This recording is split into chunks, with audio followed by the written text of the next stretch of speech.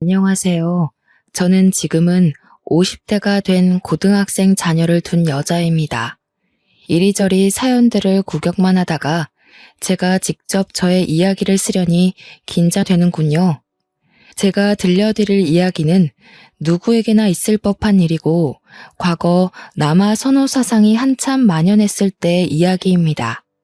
제 이야기를 듣고 많이 공감해 주실 거라 믿고 사연을 올려봅니다. 혹시라도 분노가 치밀어 오른다고 해도 이미 다 지난 이야기이고 저도 제대로 복수를 했으니 끝까지 들어주시면 감사하겠습니다. 저는 정말 어릴 때부터 남아 선호 사상에 찌든 집안에서 태어나 딸이라는 이유 하나만으로 엄청난 차별을 받으며 살아왔습니다. 오죽하면 동네 어르신들이 보다 못해 어디서 주워온 애 아니냐고 할 정도로 지독하게 당하면서 살았습니다. 그 어린 나이에도 차별로 인해 눈칫밥만 엄청나게 먹었고 저도 모르게 세상을 그렇게 습득하게 되었죠. 얼마나 차별을 당했는지 아마 여기 사연을 보러 오신 분들은 상상도 못할 겁니다. 어머니는 저를 낳자마자 시댁에서 엄청난 멸시를 받았고 아들을 낳아오라는 성화에 못 이겨 몸조리도 제대로 못한 상태에서 제 남동생을 낳았습니다. 다행히 둘째가 아들인지라 어머니에 대한 대우 또한 달라졌다고 했습니다.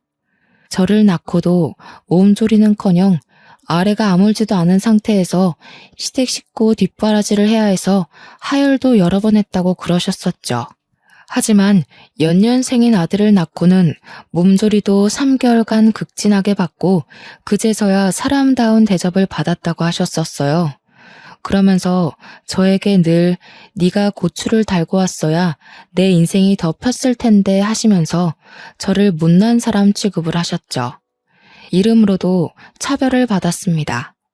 저는 딸이라는 이유로 다음에 꼭 아들을 낳으라고 이름을 후남이라고 지었고 아들은 귀한 존재라고 귀남이라고 지었습니다. 제가 뭐 딸로 태어나고 싶어서 그랬겠습니까? 친할머니는 정말 엄청나게 차별을 하셨던 분이셨어요. 1살 차이밖에 나지 않는 7살 동생이 몸무게 25kg를 돌파할 때 초등학교에 입학한 저는 고작 16kg밖에 되지 않았습니다. 먹는 걸로 엄청나게 차별하셨거든요. 항상 뜨끈한 고기 반찬을 동생에게는 올려주시고 혹여라도 제가 한 개 집어먹을까 싶어 제 밥그릇은 나물 반찬, 김치 반찬 앞에다가만 두셨었죠. 같이 밥이라도 먹는 날에는 갈비뼈라도 한 개 얻어 양념이라도 쪽쪽 빨아먹을 수 있었습니다만 보통은 제 밥은 나중에 식구들이 식사를 마친 다음에야 주셨습니다. 저에게는 식구들이 도란도란 밥을 먹는 시간에 청소를 해라, 네 속옷을 빨아라 하며 일을 시키셨어요. 그때가 고작 제 나이 8살 때입니다. 저는 초중고 내내 자라면서 제 옷을 단 한 번도 사본 적이 없었습니다. 아니, 사주신 적이 없다고 해야 정답일까요? 사촌들이 안 입는 옷을 물려받거나 정 옷이 없으면 동네에 있는 헌옷 수거함 있죠? 거기서 제 사이즈에 맞는 옷을 찾아와서 빨아 입으라고 하셨습니다. 남동생은 그 어릴 때부터 스포츠 브랜드부터 시작해서 중상위급 브랜드 옷을 턱턱 사주셨죠. 저는 5일장에서나 살 수 있을 법한 고무 운동화를 신고 다니는 동안 동생은 나이키며 아디다스며 각종 브랜드 신발 신상이 나오면 막 사주셨고요. 오죽하면 제 동생이 저한테 누나라고 불러본 적이 없었습니다. 당연했죠. 가족 어르신들이 그렇게나 차별하는데 동생이 제가 누나로 보였을까요? 그냥 말 못하고 시키는 대로 하는 몸종 같아 보였겠죠. 이거 해라 저거 해라 동생의 깐깐함도 제가 다 뒤집었어야만 했습니다. 자칫하다가 동생을 울리는 날이라도 오면 정말 쌀이대로 맷타작을 받아야만 했습니다. 밥만 축내는 망할년. 고추도 없이 태어나서는 뭘 저렇게 처먹기는 잘 처먹는지. 저는 말라붙은 찬밥 덩어리에 김치를 먹으면서도 저런 소리를 들어야 했습니다. 동생과 할머니 손을 붙잡고 슈퍼라도 가는 날에는 너무나도 곤욕스러웠습니다. 맛 좋아 보이는 빵과 과일, 과자들이 즐비한데 제가 살 수 있는 물건은 단 한 개도 없었으니까 말입니다. 동생은 비싼 바나나를 턱턱 담고 과자들을 한아름 담아 할머니 방에 숨겨두고 거기서 몰래 하나씩 까먹었죠. 저에게 단 한 개의 과자도 빼앗기지 않기 위해 그런 짓을 했었습니다. 저희 부모님도 똑같은 사람이었습니다. 아버지란 사람은 제게 아예 관심이 없었고 어머니란 사람은 저를 챙겼다간 자기도 매타작 받을 게 뻔하다면서 저를 멀리했죠. 어느 날은 깡마르고 볼품없이 해진 옷을 입고 다니는 제가 불쌍했는지 슈퍼집 할머니가 저만 몰래 부르시더라고요. 아가야, 우째 이리 불쌍하게 사노. 이거 내 몰래 줄 테니께는 들키지 말고 혼자 무라. 알았지? 슈퍼집 할머니는 제게 비싼 과자를 하나 손에 쥐어주셨어요. 그게 저에게 처음으로 베풀어진 친절이었다고 하시면 믿으시겠어요? 동네 사람들은 한마음 한뜻으로 제가 주서원에 갔다면서 저를 불쌍히 여기고 몰래 도움을 주시곤 했죠. 과자를 하나 받아온 저는 방에서 몰래 과자를 뜯어먹다가 동생에게 걸렸죠. 슈퍼집 할머니가 아무에게도 들키지 말고 혼자 먹으라고 했기 때문에 나눠 먹자는 동생에게 절대로 나눠줄 수 없다고 했고 잔뜩 성이 난 동생이 울면서 할머니에게 달려가 고자질을 했어요. 할머니는 성큼성큼 큰 발로 쫓아와 저를 혼내셨죠. 야, 이 도둑년아. 내가 너그 동생 먹으라고 사다 놓은 과자를 몰래 훔쳐간 것도 모지라서 동생이 나눠 먹자는데 그걸 안 주고 앉았나? 도둑년 아니에요.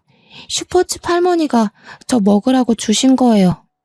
그 짠순이 할매가 퍽이나 네 먹으라고 줬겠다. 지들 집 손주한테도 돈 내고 사 먹으라 하는 할매인데 네가 뭐 이쁘다고 니한테 그걸 주니? 진짜예요. 이거 아무도 주지 말고 저 혼자 먹으라고 줬단 말이에요. 엄마가 거짓말 치면 혼난다고 했지.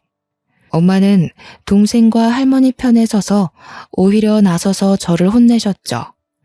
그렇게 등짝을 얻어맞고 비싼 과자는 2개밖에 먹질 못하고 동생에게 빼앗겼습니다.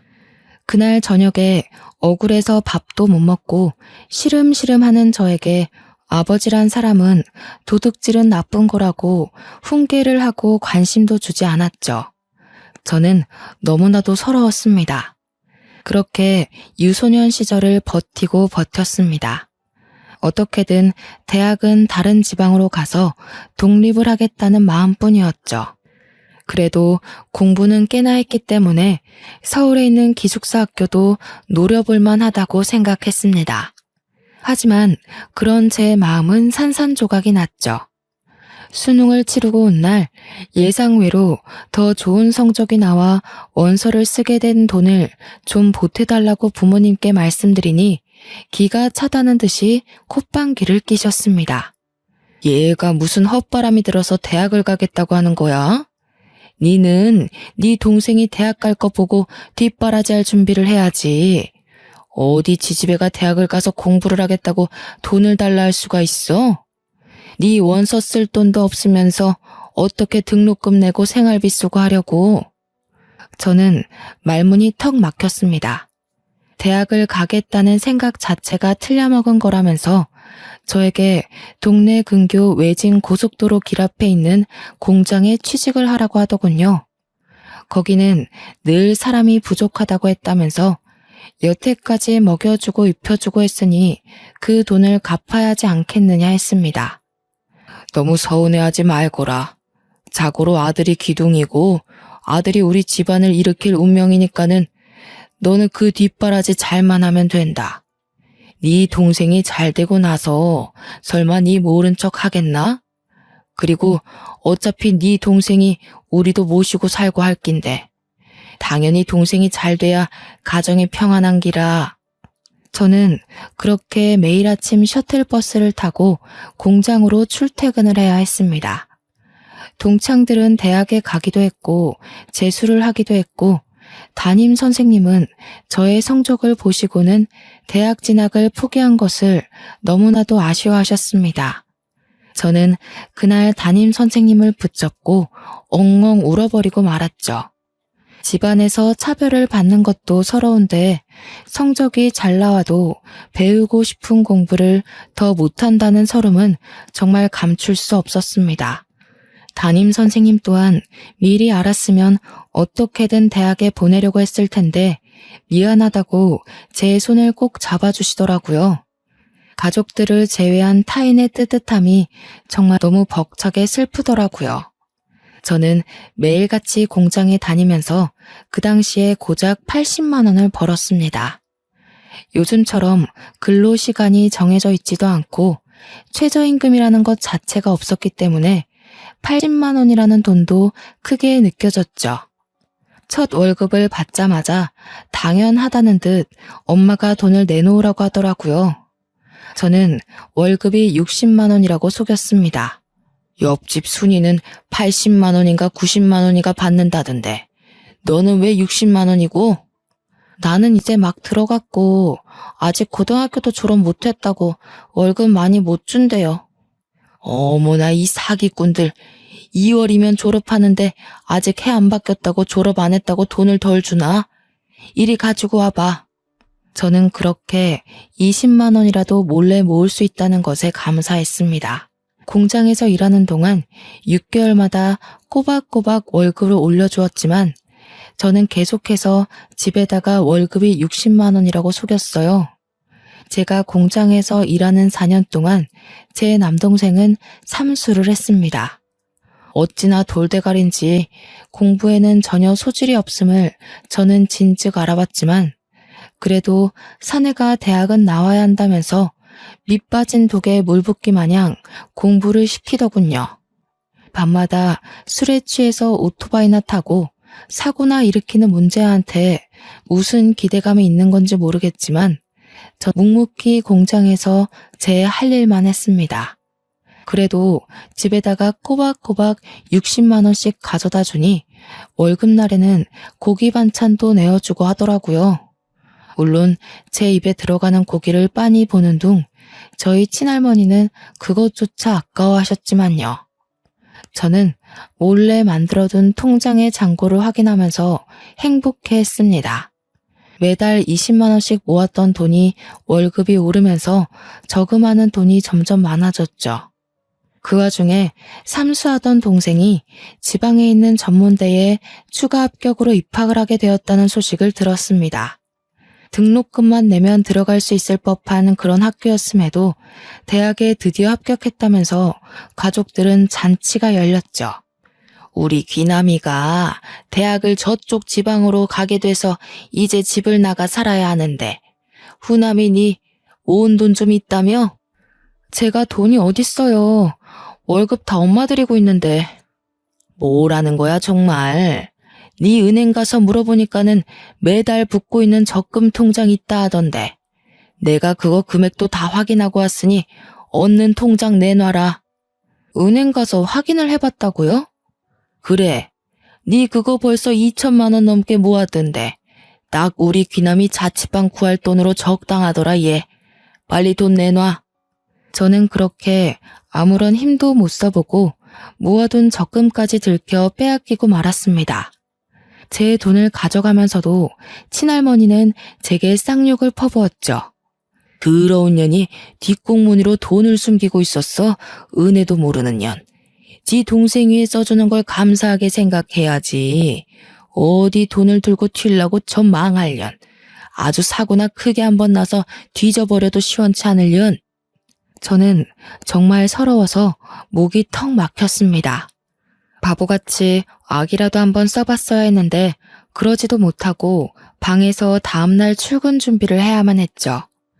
동생은 제게 놀리듯이 잘 쓸게 한마디 하고는 집을 구하러 다녀야겠다고 방은 원룸보단 투룸이 좋겠다고 신나서 떠들고 있었습니다. 저는 다음날 퉁퉁 부은 눈으로 출근을 했고 평소 친하게 지내던 언니에게 이 모든 이야기를 털어놓았습니다. 언니는 제게 아주 잠깐 고민을 하더니 집을 탈출하고 싶으냐고 영영 인연을 끊고 살고 싶으냐고 묻더라고요. 그러면 후남이 너 내가 서울에 있는 좋은 일자리가 하나 있는데 거기 소개시켜줄까? 서울이요? 제가 갈 수 있을까요? 응, 거기 지금 대규모로 채용하고 있어서 아마 네 경력이면 붙고도 남을 거야. 대기업 공장이라서 일은 지금이랑 비슷한데 복지도 훨씬 좋고 월급도 2배 이상일걸? 숙식도 제공되니까 집 구할 필요도 없어. 그럼 언니가 가야지 왜 저한테 소개를 시켜줘요? 언니는 남자친구 때문에 이 동네에서 벗어나기 힘든 거 알잖아. 우리 곧 결혼할지도 모르고. 아무튼 후남이 네가 가면 딱 좋겠다. 저는 언니의 말을 듣고 그 공장에 입사 원서를 냈고 최종 합격까지 일사천리로 정해졌습니다. 저는 가족들에게 아무런 말도 하지 않고 떠날 준비를 차근차근 했죠. 미리 회사의 사정을 이야기하고는 기숙사 주소로 택배를 통해 몇 개 없는 짐을 붙여놓고 출근을 하는 척하면서 그대로 서울로 도망을 쳤습니다. 당연히 가족들과 연관되어 있는 통장들도 전부 해지했습니다. 휴대폰은 당연히 집에다가 버리듯이 두고 왔고 정확히 몇 달 뒤 해지하고 새로운 휴대폰을 개통했죠. 대기업이라 그런지 정말 좋았습니다. 기숙사도 살던 집보다 훨씬 좋은 환경이었고 틈틈이 제가 좋아하는 공부를 할 수도 있었습니다. 일의 강도는 비슷했으나 근로 시간을 넘어서면 추가 수당이 붙어서 월급은 원래 받던 공장보다 정말 2배 가까이 받을 수 있었고요. 처음에 3교대 일을 하면서 월급 통장에 200만 원이 찍혀본 것을 보고 놀라움을 금치 못했습니다. 저는 정말 열심히 그리고 악착같이 돈을 모았습니다. 여기서는 배달 음식을 시켜 먹는 일이 드물었고 밥도 삼시세끼 다 나왔고요. 제가 뭐 옷이나 가방 같은 데에 돈을 쓰는 사람도 아니었기 때문에 고스란히 월급 자체가 적금이나 다름없었습니다. 그러다가 공장에서 남자를 한 명 알게 되었습니다. 저와 같은 교대조 사람은 아니었고 그분은 관리직으로 입사를 해서 저처럼 단순 노동을 하는 것이 아닌 인사팀 쪽에서 사람들 관리하는 사람이었습니다. 훤칠한 키에 다부진 몸, 얼굴에 큰 흉터가 있어 조금 무섭게 생긴 사람이었지만 성격만큼은 온순한 사슴 같은 남자였죠. 알고 보니 남자는 꽤 유명했던 태권도 선수였더라고요. 저는 TV를 제대로 본 적이 없어서 초면이었지만 회사 내에서는 유명인이나 다름없었습니다. 전국체전에서 메달을 딴 적도 있는 사람이라고 했어요. 얼굴에 큰 흉터도 운동하다가 생긴 상처라고 하더라고요. 하지만 발목에 심한 부상을 입고 더 이상 태권도를 할 수 없어서 대기업에서 특기자로 취직하게 되었고 전혀 상관은 없지만 이곳 인사팀에서 일을 하게 되었다고 설명해 주더라고요. 당연히 연애라고는 전혀 모르던 제게 그의 친절함은 더욱 과하게 다가오게 되었고 저는 순식간에 그 남자에게 온통 제 마음을 빼앗겨버리고 말았습니다. 그 사람 또한 저의 가정사를 듣고 나서 같이 아파하면서 저의 마음을 다독여 주었죠. 저희는 그렇게 같은 공간에서 사내 연애를 하게 되었고 제가 서울로 도망친 지 3년 만에 그 남자와 함께 가정을 꾸리기로 약속을 하게 되었습니다. 그의 집으로 인사를 드리러 간 날 저는 그 어느 때보다 더 긴장하고 두려움이 앞섰습니다. 저의 가정사를 대충 이야기는 드렸다고 했지만 솔직히 제가 부모라면 저 같은 애는 며느리로 받아들이고 싶지 않을 것 같았거든요. 하지만 제 예상은 아주 산산조각이 났습니다. 제가 시댁에 발을 들이자마자 너무나도 잘 왔다면서 저를 반겨주는 시부모님 때문에 저는 제 의도와 전혀 상관없이 눈물을 펑펑 쏟고 말았거든요. 아가, 그동안 너무나도 고생 많았다. 세상에, 나도 어릴 때 줄줄이 동생들을 키우면서 힘들었었는데 우리 아가는 그런 차별로 얼마나 힘들었을까. 그런 건 흠이 아니라 세상을 꿋꿋하게 견뎌냈다는 휘장 같은 거지. 이제 우리 가족이 되면 내가 사돈댁에서 차별했던 것만큼 아가를 생각하고 살피면서 같이 맞춰갈 수 있도록 노력할게. 그렇게 말씀해 주시니 제가 눈물을 멈출 수가 없어요. 너무 감사합니다, 어머니. 저는 솔직히 반대하셔도 할 말이 없다고 생각했어요. 이렇게까지 환대를 해주시니 제가 어떻게 더 기쁠 수 있을지. 하지만 지금 제가 도망치듯 집을 떠난 터라 부모님께서는 제가 어디서 뭘 하는지 모르세요. 그렇게 차별을 받고 자랐으니 알리고 싶지 않은 게 당연하지. 우리는 그걸 흠으로 잡을 생각 없다. 아가가 하고 싶은 대로 하렴. 혼주석이야 비워두어도 전혀 부끄러울 거 없단다.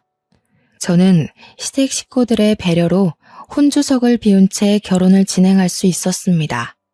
저는 딱히 초대할 만한 친구들도 없어서 결혼식을 약소하게 진행하고 싶었지만 시아버지께서 워낙 사업을 크게 하시기도 하셨고 남편 손님들도 꽤 많아서 성대하게 치러졌어요.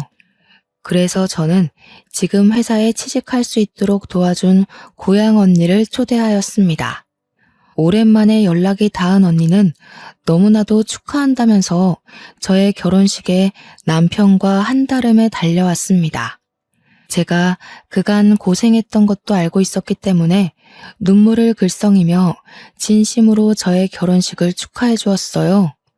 언니는 아직도 그 공장에 다닌다며 아주 짧게 회포를 풀고는 저희 부모님의 소식도 간략하게 전해 주었습니다. 너 그렇게 서울로 떠난 다음에 아주 난리가 났었어.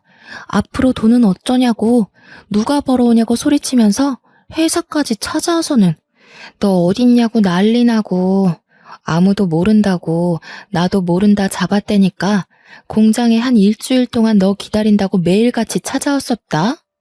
네 동생은 학교도 자퇴하고 집으로 들어오더니 보증금도 다 먹고 노느라 까먹었다고 돈 내놓으라고 난리치고 너네 할머니도 시름시름 앓다가 돌아가셨어. 저는 친할머니가 돌아가셨다는 소식은 조금 의외였지만 어차피 제게 연락할 방도가 없어서 전해주지 못했을 터라 그런가 보다 하고 넘어갔습니다. 결혼식이 끝날 때까지 자리를 지켜준 언니에게 고맙다고 인사를 시키고 남편도 소개시켜줬어요. 언니는 태권도 선수였던 남편을 기억하고는 신기해했습니다. 그렇게 결혼식을 무사히 마치고 신혼여행도 난생 처음 타보는 비행기를 타고 해외로 다녀왔습니다.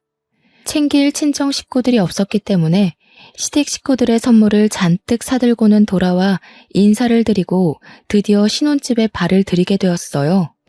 신혼집은 정말 내 집이라는 생각이 들 만큼 애정이 서린 곳이었답니다. 둘이 살기에 충분하다 못해 넘치는 30평형대 아파트는 어서 나와 남편을 닮은 아이를 낳아 키우고 싶다는 생각이 절로 들게 만드는 집이었어요. 그렇게 행복한 시간만 보내면 된다고 안심하던 때쯤 집에 불청객이 찾아왔습니다. 고향 언니가 제 결혼식에 다녀온 뒤 동네 친구들에게 제가 태권도 선수였던 남편과 결혼하게 된 이야기를 했는데 그게 전달되어 동생한테까지 들어가게 된 것이었어요. 동생은 당연히 인터넷에 남편 이름을 쳐보았고 근황 기사에 한 줄 짤막하게 뜬 저의 결혼 소식을 보고는 수소문해서 찾아오게 된 것이었습니다.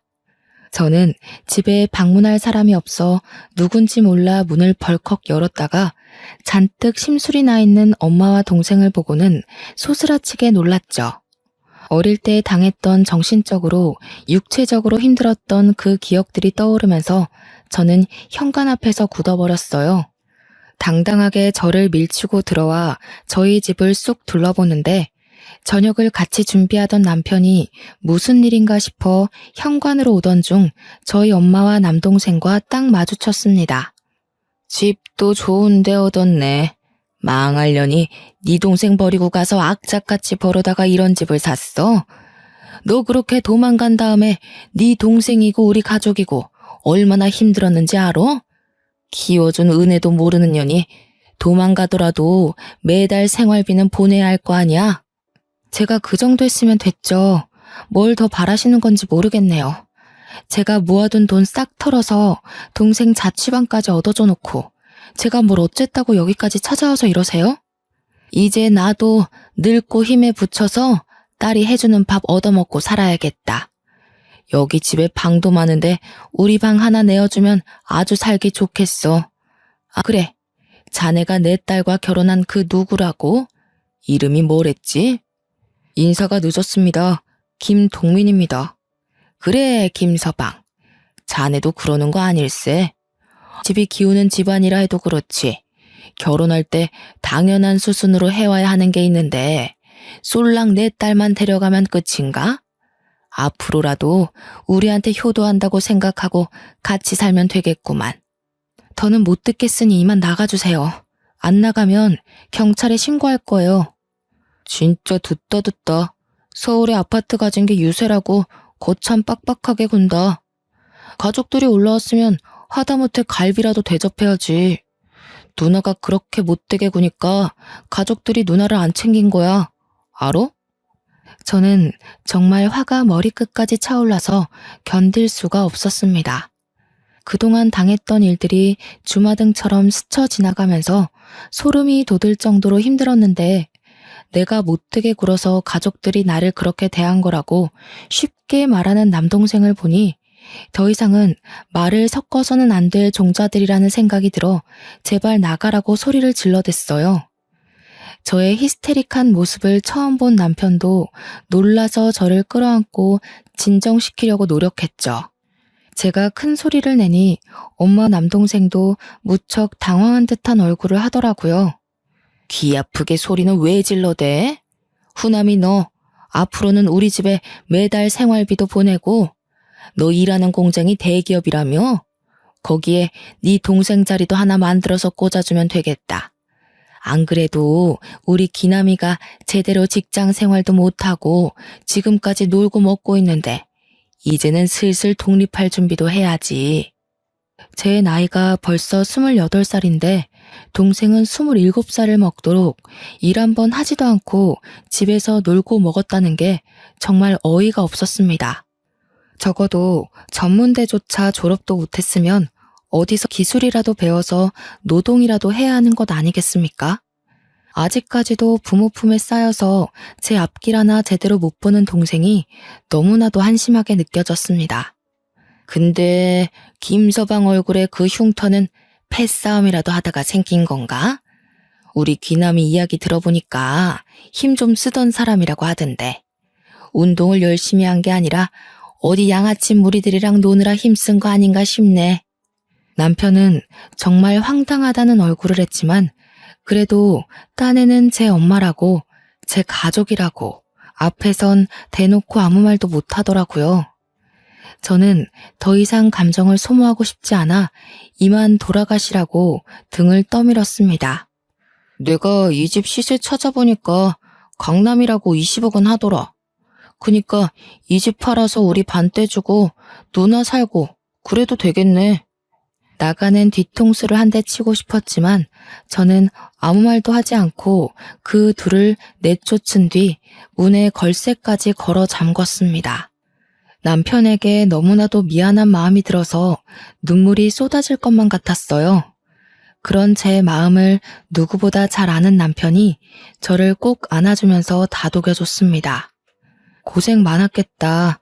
너무 힘들었겠다 하면서 저를 토닥여주는 손길에 눈물을 펑펑 쏟아냈습니다. 당연히 이 이야기는 시댁에도 흘러가게 되었고 시부모님은 저보다 더 분노하셔서 다음에는 꼭 경찰을 부르라고 하셨습니다. 하지만 그 행복도 정말 잠시였습니다.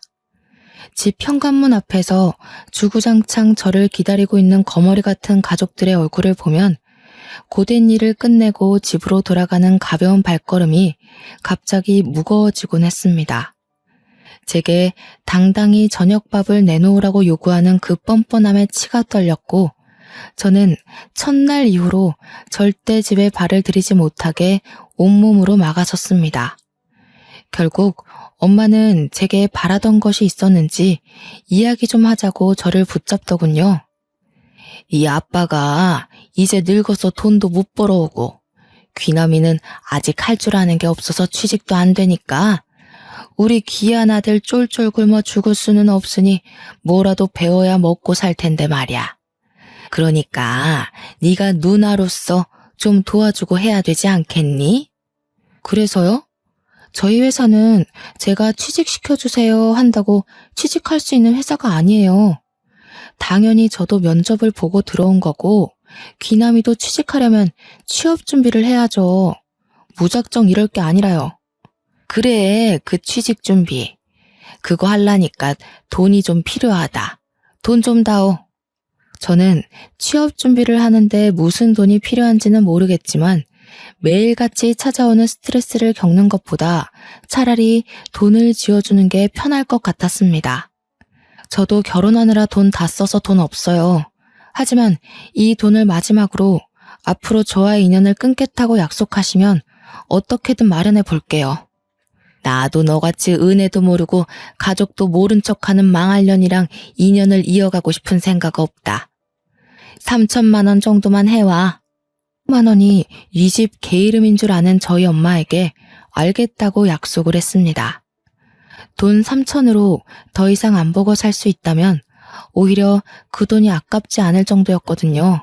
저는 다음날 바로 은행에 가서 적금 통장을 깨고 그 돈을 모두 엄마에게 송금을 했습니다. 그러자 매일같이 아파트 입구에서 기다리던 그 지긋지긋한 가족들이 보이지 않더라고요. 하지만 그것도 아주 잠시였죠. 열흘쯤 지나니 이번엔 아빠가 찾아왔더라고요. 네 엄마한테는 3천 주고 왜 나한테는 아무것도 안 줘? 너네 할매가 너 딸인 거 알고 지우라고 난리를 치는 거 내가 막아서 네가 태어난 거다. 알어? 나 아주 은혜도 모르고 지 어미만 챙기는 꼬라지하고는. 나한테도 3천만 원 줘. 정말 저는 아빠와 이렇게 긴 대화를 나눠본 기억이 없었습니다. 살면서 제일 오랜 시간 나눈 대화가 돈 달라는 이야기라니 제 삶이 얼마나 척척했겠습니까? 그날 저녁 저는 엄마에게 3천만 원을 송금한 이야기, 아빠가 찾아온 이야기를 남편에게 했습니다. 남편은 아주 진지하게 고민을 하더니 제게 말했어요. 내가 우리 후남씨 자존심 상할까봐, 그리고 또 가족들 이야기라 어떻게 전달하는 게 좋을지 모르겠어서 입을 다물고 있었는데, 아무리 그래도 딸한테 그렇게 나쁜 말을 뱉는 건 난 부모의 자격이 없다고 생각해. 그러니까 여보만 괜찮다면 이 집은 전세 놓고 여보가 스트레스 그만 받을 때까지 우리 부모님과 합가를 하는 건 어떨까? 저는 단번에 좋다고 했습니다. 시댁 식구들은 나의 가족 같은 느낌이 있었기 때문이었어요. 솔직히 시어머니께서 제게 시집살이를 시킨다 한들 어릴 때 당했던 수모보다 덜할 것 같았기 때문에 좋다고 했습니다. 당연히 저희 시댁에서도 집이 복작복작해지겠다면서 너무나도 좋아하셨고, 제가 짐을 싸들고 간략하게 이사를 하자 그날 아주 상다리가 부러지게 진수성찬을 차려주셨죠. 그래서 집은 잘 내놨어? 가구들은 어쩔 거야? 다 들고 들어오려면 큰 이사가 될 것 같은데. 일단 가전 가구들도 빌트인으로 생각하고 전세 매물 내놓았어요. 나중에 다시 들어갈 때 새로 사던가 하면 될 것 같아서요. 그래, 잘 생각했다. 우리 세아가 얼굴이 많이 상했어. 얼른 밥 먹자. 아, 혹시라도 우리 아들이 내가 시집살이 시킬까봐 나한테 경고를 단단하게 주지 뭐야. 그래서 나도 조심하려고. 일부러 일주일에 3번 오시는 도우미 아주머니도 매일 오시라고 했어. 절대 집안일에 신경 쓰지 말고 회사 다니는 거, 그리고 가족들 연락 안 받는 거, 그것만 생각하고 푹 쉰다고 생각해. 알겠지? 제가 기본적인 건 다 할 수 있는데 왜 그러셨어요, 어머니? 내가 왜 우리 며느리 손에 물 묻히게 하니? 저녁은 다 같이 먹을 수 있는 거지? 쯤에 저녁 먹고 싶은 메뉴 생각하면 나한테 연락해놔. 내가 이모한테 말해서 준비해두라고 시킬게. 우리 집에 있는 동안 살 좀 찌워야겠어. 너무 말라서 내가 마음이 다 안쓰러워. 시어머니의 진심 어린 행동에 저는 하루를 사는 행복에 대해 다시 한번 생각하게 되었습니다. 시댁에서 지내는 동안 정말 저를 괴롭히는 사람도 일도 없어서 너무 행복했고 살도 포동포동하게 찌기 시작했어요. 하지만 저희 뻔뻔한 친정 식구들이 이렇게 가만 넘어갈 사람들이 아니었죠. 그날은 가족들과 함께 갈비찜을 먹고 있었습니다. 갈비찜. 어릴 때는 살코기 한 조각 먹어보질 못하고 뼈대에 묻은 양념만 핥아 먹었었던 터라 제게 한 맺힌 음식이나 다름없었죠. 푹 졸여 살이 사르르 녹는 갈비찜을 먹으면서 행복함에 대한 이야기를 나누고 있는데 시댁에 누가 찾아왔는지 벨소리가 울렸어요. 시댁은 아파트가 아닌 전원주택이라 큰 대문을 넘고 들어와야 마당을 통해서 집 앞에 올 수 있었거든요. 큰 대문에서 누가 문 열으라고 고래고래 소리를 지르는데 듣자마자 딱 알았습니다. 저희 엄마 아빠 그리고 남동생인 것을요. 제가 나가볼게요 하고 일어서자 아니라면서 시부모님도 남편도 다 같이 일어섰습니다. 아이고, 가족들이 이렇게 다 나와서 한 대를 해주네. 우리 집 못 배워 처먹은 년이 글쎄 시부모는 모시고 살면서 친정 부모는 나 몰라라 하는 게 말이 됩니까? 못 배워쳐. 아니, 어떻게 딸에게 그런 식으로 말을 할 수 있어요? 처음 뵙는 사돈댁이지만 정말 듣던 대로 너무 하시네요. 그러면 지는 시부모랑 이런 좋은 집에서 호화스럽게 살면서 지 낳아주고 길러준 애미애비는 단칸방에 넣어두는 게 맞습니까?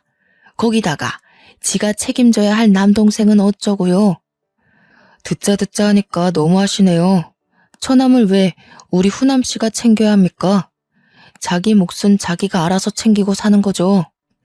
옛날엔 다 그랬어. 우리 귀한 아들 키우려고 딸 낳은 거지. 내가 저거 고추만 달고 나왔어도 이런 인생을 안 사는 건데.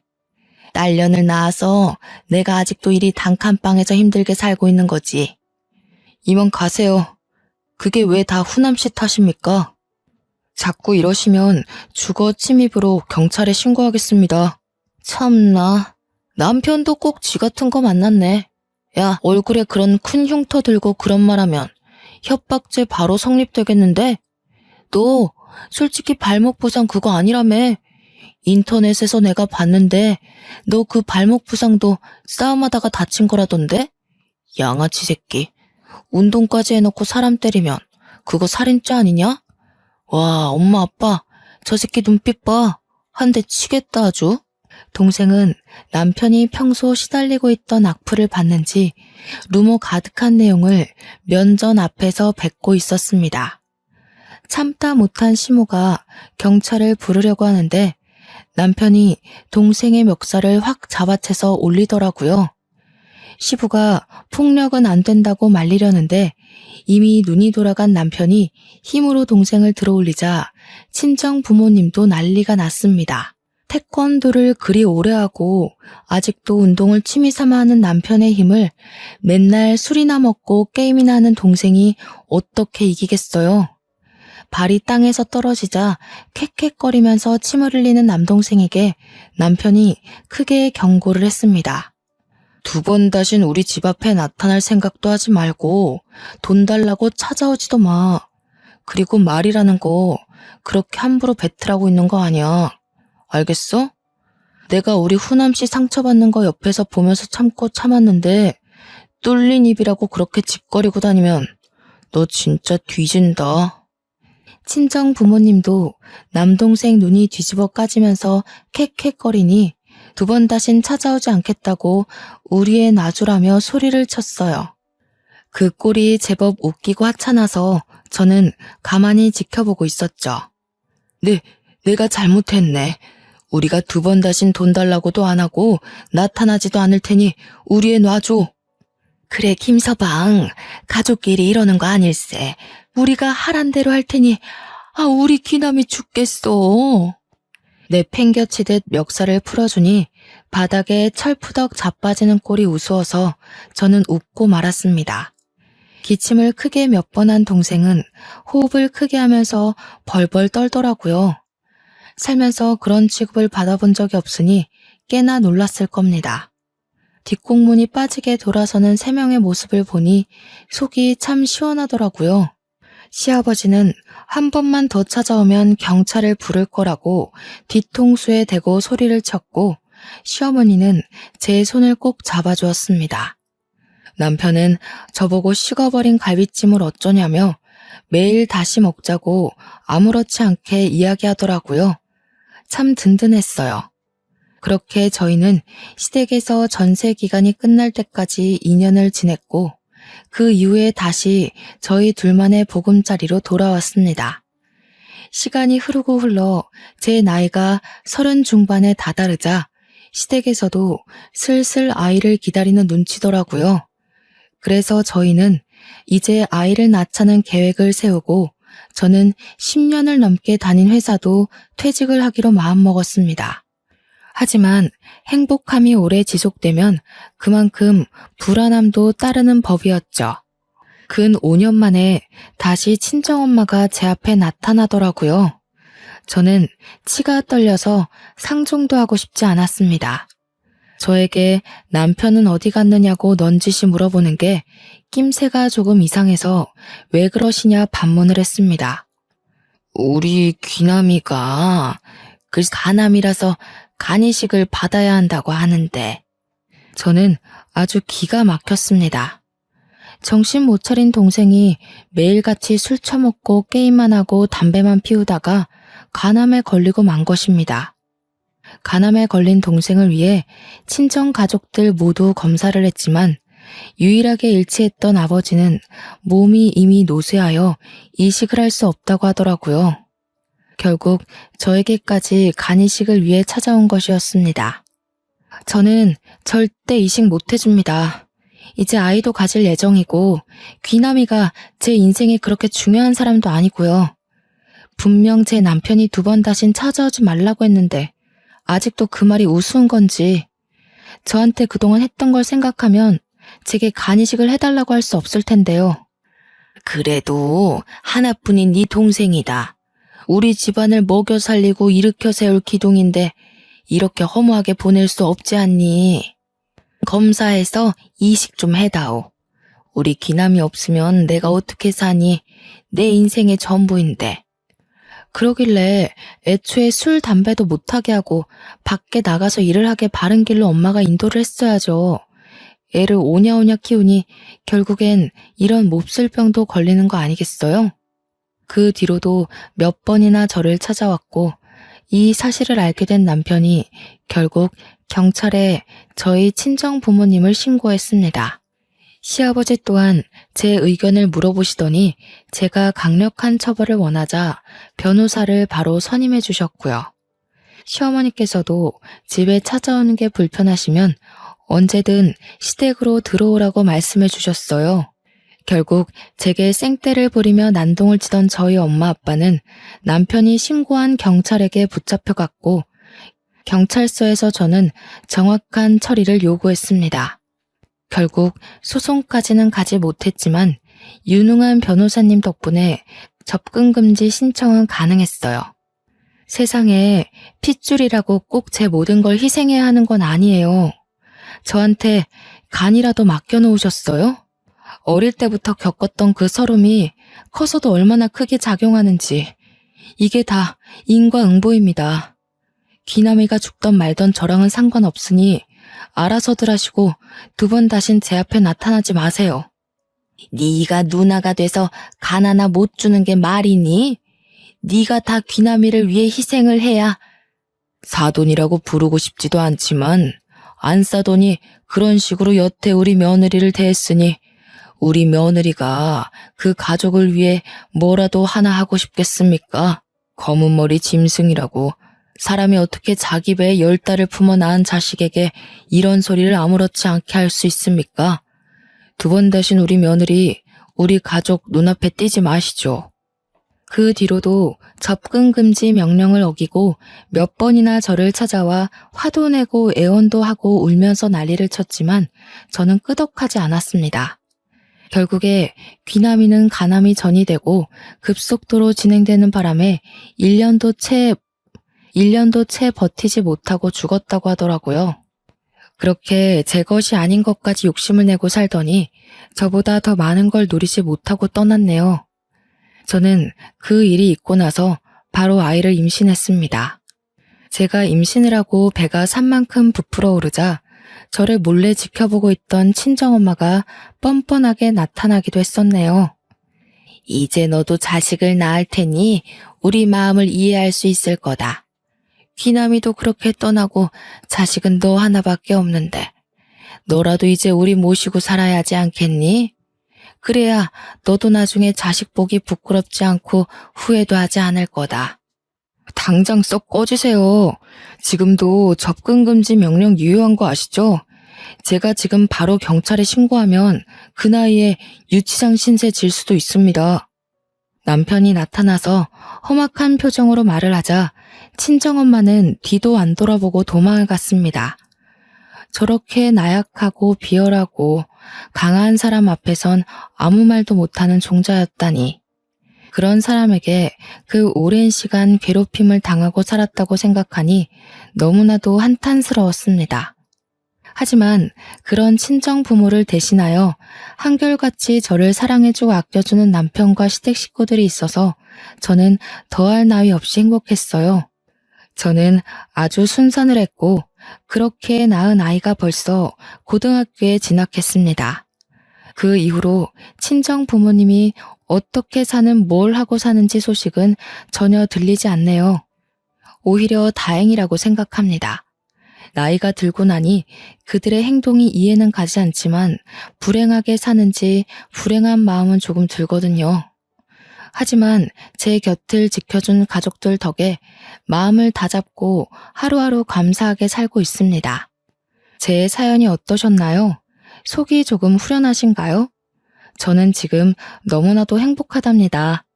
지금까지 제 이야기 들어주시고 공감해 주셔서 감사합니다. 모두 행복한 하루 보내세요.